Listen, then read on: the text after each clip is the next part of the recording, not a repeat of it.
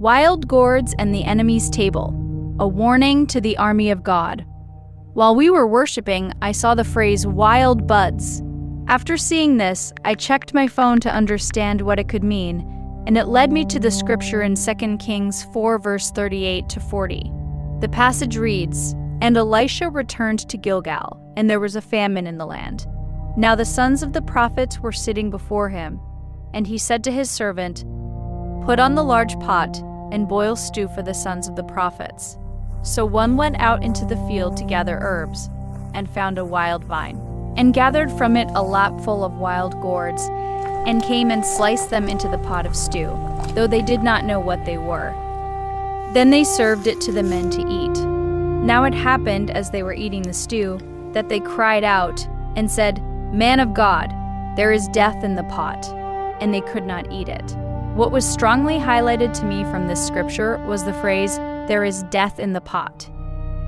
As the worship continued, I began to see small, tiny demonic creatures. As I watched them, they transformed into gourds. These gourds had something unusual and sinister about them, and the impression that came to my mind was wild gourds.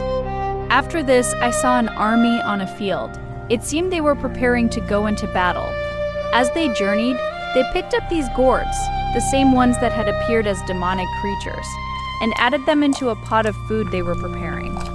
The food looked like a greenish soup or porridge.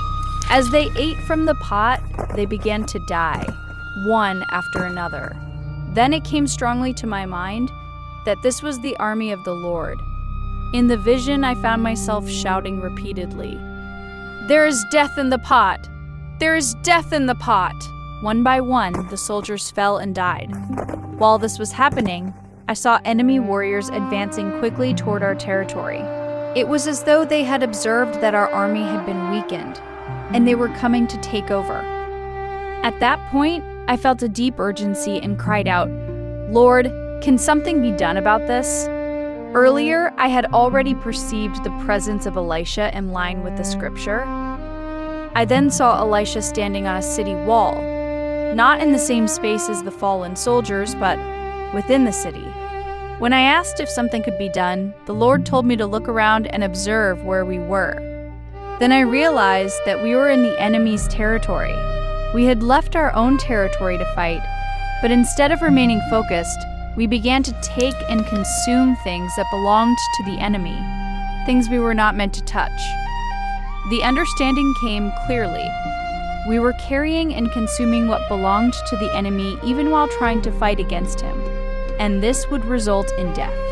When I asked again what could be done, the Lord directed my attention back to Elisha.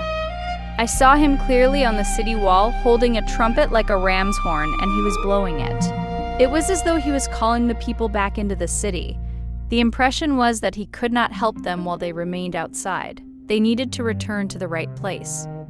I understood that we were not fighting according to God's instruction, that we were choosing our own way of warfare, and that we had taken hold of things that belonged to the enemy, and all of this would lead to destruction.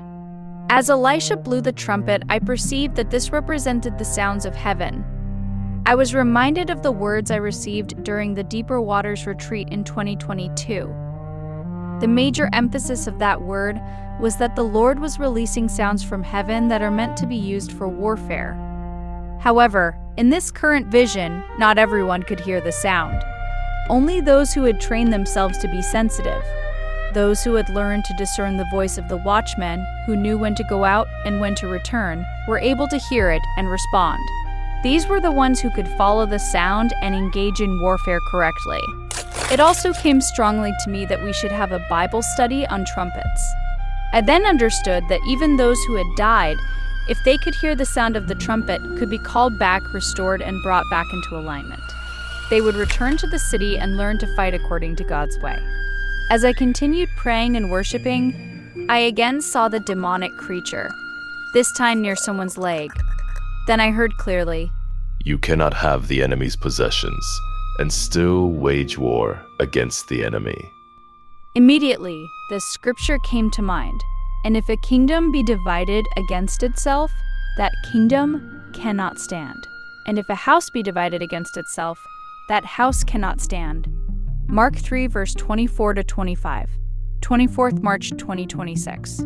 Sister. U-A-O Gam. Watch.